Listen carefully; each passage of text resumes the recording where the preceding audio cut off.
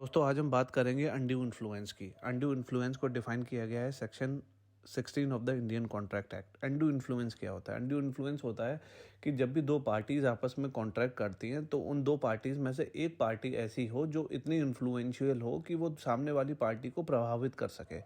तो यही इसमें कहा गया है, एक contract is said to be induced by undue influence where the relation between the parties are such that one of the parties is in a position to dominate the will of the other and uses that position to obtain an unfair advantage over the other।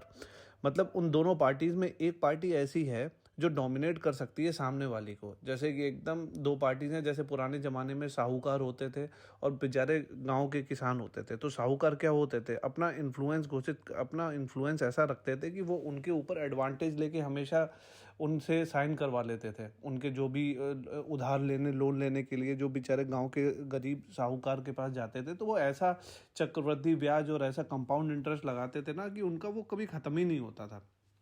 तो उस contract को कहेंगे हम undue influence.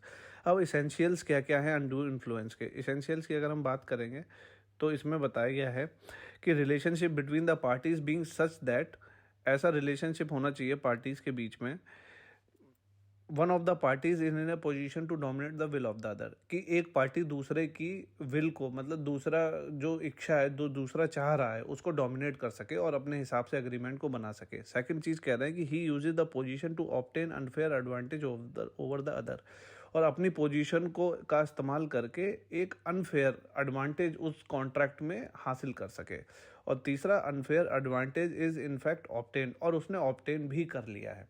मतलब अगर एक साहूकार है, पुराने टाइम पे जो पैसे वाले होते थे, लाला बनिया, और जो बेचारे गरीब किसान होते थे, जब उनके पास उधार लेने जाने को होते थे तो वो पढ़े लिखे तो होते नहीं थे, तो वो उनसे अनफेयर एडवांटेज में कहते थे कि ठीक है, तुम्हारे ऊपर 20% या 40% पर डे के हिसाब से ब्याज लगेगा। उन्हें पता नहीं होता था किसानों को, तो वो अनड्यू इन्फ्लुएंस में आके उनके वो कॉन्ट्रैक्ट साइन कर देते थे। फिर उनमें पीढ़ी दर पीढ़ी वो ब्याज उनका चलता रहता था, वो कभी अपने लोन से वापस बाहर नहीं आ पाते थे। जैसे एक केस है एलाकार्ड वर्सेस स्किनर का, ए वुमेन बिकेम, इस केस में क्या होता है कि एक सिस्टर होती है, जो हमारे क्रिश्चियनिटी में आपने देखी होंगी, जो नन्स वगैरह होती हैं, उसी टाइप की सिस्टर होती हैं। तो वो क्या कहती हैं कि वो एक वाव लेती हैं, वाव मतलब एक शपथ लेती है पॉवर्टी की, चैस्टिटी, संन्यास वगैरह की, ओबीडियंस की, अपने आप को ईश्वर में समर्पित कर देंगी।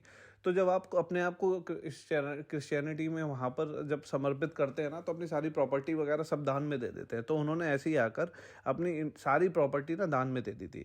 जब उन्हें थोड़े टाइम में रियलाइज़ हुआ कि भैया मेरे बस की तो है नहीं ये सारा एकदम सन्यासीपन झेलना, तो उन्होंने क्या किया, जब चर्च को दान दी तो उन्होंने उसको बाद में सू कर दिया। उन्होंने बोल दिया, सू कर दिया for the recover of the property on the ground that the property had been procured by the defendant under the undue influence. उन्होंने कोर्ट में जाके ये बोला कि मैंने ये दान तो कर दी थी, लेकिन मेरे को ना भ्रमित करके, मेरे को बहला के, मेरे को ये बोला गया कि चर्च में आ जाओ, और मेरे को बहला फुसला के इसमें कर दिया गया और मेरी सारी प्रॉपर्टी हड़प ली गई।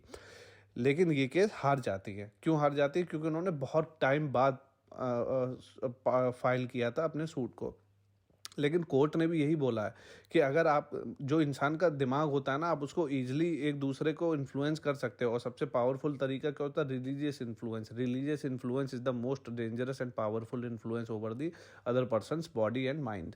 तो ये चीज़ आपको ध्यान में रखना है कि अनड्यू इन्फ्लुएंस क्या होता है। अनड्यू इन्फ्लुएंस का मतलब यही है, दो पार्टी हैं, उनमें एक पार्टी बहुत मजबूत है, दूसरी पार्टी कमज़ोर है। अब वो किसी भी तरीके से हो सकती है, ठीक है। प्रिजम्पशन हम कब मानेंगे कि ये जो भी ये केस है वो डोमिनेशन का है? तो बहुत ही सिंपल सी ट्रिक है, आपको ये दो फैक्ट चेक करने हैं। अगर इन दोनों में से एक भी होता है या दोनों होते हैं तो आप कह सकते हैं कि ये भाई अनड्यू इन्फ्लुएंस का केस है। तो इसमें पहला आता है अगर where he holds a real or apparent authority over the other. अगर भाई दो जने हैं, एक ये भाई साहब हैं और एक ये भाई साहब हैं, अगर ये इनसे ज़्यादा पावरफुल है या इनके पास ज़्यादा अथॉरिटी है, तो आप कह सकते हैं कि हाँ भाई ये अथॉरिटी है, ये ज़्यादा डोमिनेट कर रहे हैं, हो सकता है इन्होंने अनड्यू इन्फ्लुएंस किया हो। या फिर where he makes a contract with a person whose mental capacity temporarily or permanently affected by a reason of age, illness, mental and bodily distress। भैया एक आदमी है, ठीक है, स्मार्ट सा, एकदम बहुत कनिंग टाइप का व्यक्ति है, बहुत बड़ा प्रॉपर्टी डीलर तुमने देखे हो, और बेचारा कोई दूसरा है, वो पागल है मान लो, ठीक है, मंदबुद्धि है, या फिर बहुत बड़े बूढ़े बुजुर्ग हैं, उनसे जाकर उसने कैसे भी बहला फुसला के कुछ पागलपंती बनाकर उन्होंने ऐसा कोई कॉन्ट्रैक्ट साइन कर लिया हो, तो भी हम ये कह सकते हैं कि ये प्रिजम्पशन में आता है कि हाँ भाई हो सकता है ये अनड्यू इन्फ्लुएंस का केस हो। अब burden of providing undue influence का मतलब ये कैसे, जब भी आप मान लीजिए एक आदमी लेकर गया कोर्ट में कि भैया ये हमें अंडर अनड्यू इन्फ्लुएंस इन्होंने ये साइन करवा लिया कॉन्ट्रैक्ट, तो बर्डन ऑफ प्रोवाइडिंग प्रूफ किसके पास रहेगा? ठीक है, प्रूफ कौन देगा कि हाँ भैया? तो देखिए जो भी पार्टी डोमिनेशन में है, अगर दो इंसान हैं, एक भाई साहब ये हैं और एक भाई साहब ये हैं, अगर इन दोनों में से एक पार्टी ये डोमिनेट कर रही है तो इसी बंदे को करना पड़ेगा साबित। ए भाई साहब हैं, ये बी भाई साहब हैं।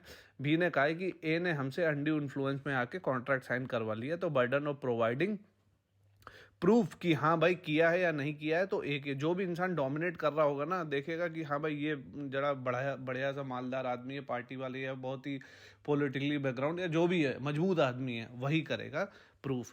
When a person who is in a position to dominate the will of the other enters into a contract with him, the burden of providing undue influence shall lie upon the person who is in a position to dominate the will of the other. ठीक है, जो भी मजबूत आदमी होगा उसके ऊपर rely करेगा, वही साबित करेगा हमने किया है या नहीं किया है। अब कॉन्ट्रैक्ट्स विद द पर्दा नशीन लेडीज। अब ये पर्दा नशीन कौन सी होती है? पर्दा नशीन लेडीज वो होती हैं जो हमेशा घर के अंदर ही रहती हैं, किचन रसोई चूल्हे चौके से बाहर नहीं आती हैं, उन्हें दुनियादारी की कोई परवाह नहीं होती है, ना कुछ पता होता है, या फिर वो अपनी सेक्लूजन में रहती हैं, उन्हें दुनिया के बारे में कुछ नहीं पता है। उन्हें नहीं पता है कि शॉपिंग कैसे करनी है, उन्हें नहीं पता है बाहर की दुनिया में क्या चल रहा है क्या नहीं, उन्हें अपने अपने आप से ही मतलब है। तो अगर आप ऐसे लोगों से करते हैं कॉन्ट्रैक्ट, या जैसे कोई पर्दानशी लेडी है, आपने उसके साथ कॉन्ट्रैक्ट कर दिया, तो हमेशा यही समझा जाता है कोर्ट की नज़र में, यही होता है कि भैया ये तो अनड्यू इन्फ्लुएंस होगा ही। उसे नहीं पता है एग्रीमेंट क्या होता है, उसे नहीं पता है कॉन्ट्रैक्ट क्या होता है, उसे नहीं पता है कौन सी कोर्ट कचहरी में क्या जाना है, कहाँ से स्टैम्प पेपर लाना है, उसे कुछ पता ही नहीं है। आप जो बोलोगे वो वहाँ पर साइन कर देगी। तो कोर्ट की नज़र में यही होता है जब भी पहली नज़र में कि ये अनड्यू इन्फ्लुएंस ही होगा।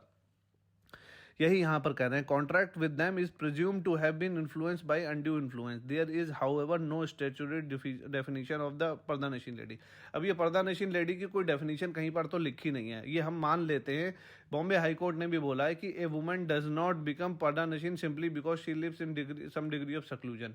जरूरी नहीं है कि कोई लेडी अगर सेक्लूजन में रह रही है, मान लो कोई यहाँ से MBA करके हुए 10 साल, उसने 20 साल नौकरी करी बहुत बढ़िया MNC में, और वो परेशान होगी तंग आके अपनी शहरी लाइफ से, कचर पचर से, बिल्कुल सेक्लूजन में जाके एकदम कहीं जंगलों में अपनी हट बना के रहने लगी, तो आप उसे पर्दानशीन लेडी नहीं कह दोगे। तो यही कहा गया, once it is shown that the contract is made with the pardanashin lady, the law presumes undue influence. The burden lies on the party to prove that no undue influence was caused. No undue influence was used. ठीक है, तो हमेशा burden किसके ऊपर रहेगा? Burden उस इंसान के ऊपर रहेगा जो भी डोमिनेट कर रहा होगा वहां पर। ठीक है, अब आता है इफेक्ट क्या होगा जब भी आप कोर्ट के पास जाते हो या कहीं पर भी सूट फाइल करते हो कि ये अनड्यू इन्फ्लुएंस है, तो इसका इफेक्ट क्या होगा? तो देखो, अब इस चीज़ में ये सारी चीज़ें डिपेंड करती हैं। मान लीजिए एक हैं लाला जी और एक है हमारे वसु भैया। ठीक है, यहाँ पर आपको लग रहा लाला जी बहुत कनिंग और बहुत पावरफुल आदमी हैं वसु भैया से, तो इन्होंने इनके साथ में वसु भैया के साथ में एक कॉन्ट्रैक्ट कर लिया। वसु भैया के कोर्ट में कि हमें अनड्यू इन्फ्लुएंस में लाके इन्होंने कॉन्ट्रैक्ट साइन किया है। तो it all depends on the Vasu bhaiya how he is gonna manage it. ठीक है, what he wants with this contract. अगर वसु भैया चाहेंगे कि ठीक है कोई बात नहीं, इन्होंने अनड्यू इन्फ्लुएंस में आके कॉन्ट्रैक्ट साइन किया, हमें कोई दिक्कत नहीं, हम आगे बढ़ जाएंगे, तो ये बढ़ सकते हैं। अगर ये चाहेंगे कि हमें कॉन्ट्रैक्ट को वॉइड घोषित कराना है, तो ये वॉइड घोषित करवा देंगे बस। When A consent is an agreement is caused by undue influence, the agreement is a contract voidable at the option of the party whose consent is so caused. जिसकी मर्जी से आपने अनड्यू इन्फ्लुएंस है जिसने किया है उसके ऊपर डिपेंड करता है। यहाँ पर वसु भैया है वो चीज़। Any such contract may be set aside either absolutely or if the party who was entitled to avoid it has received any benefit under thereunder upon such terms and condition to which the court may have seen just. The party whose consent to the contract has been obtained under the undue influence may or may not treat the agreement as void. That is, the transaction is voidable at the option of the party whose consent has been shown caused. मतलब समझ रहे हैं, जब भी दो party हैं, मान लीजिए एक ये पार्टी है, एक ये है और एक ये पार्टी है। ठीक है, इनने अनड्यू इन्फ्लुएंस में अनड्यू इन्फ्लुएंस में आकर इनके साथ में ए ने अनड्यू इन्फ्लुएंस में आके बी के साथ में कॉन्ट्रैक्ट कर लिया। अब ये ए के ऊपर डिपेंड करता है कि वो इस केस को आगे कैसे लेना चाहते हैं। अगर वो कॉन्ट्रैक्ट ये चाहते हैं तो वो आगे बढ़ा भी सकते हैं, अगर ये नहीं चाहते हैं तो उसको आगे नहीं बढ़ा सकते हैं, वॉइड भी घोषित करार कर सकते हैं।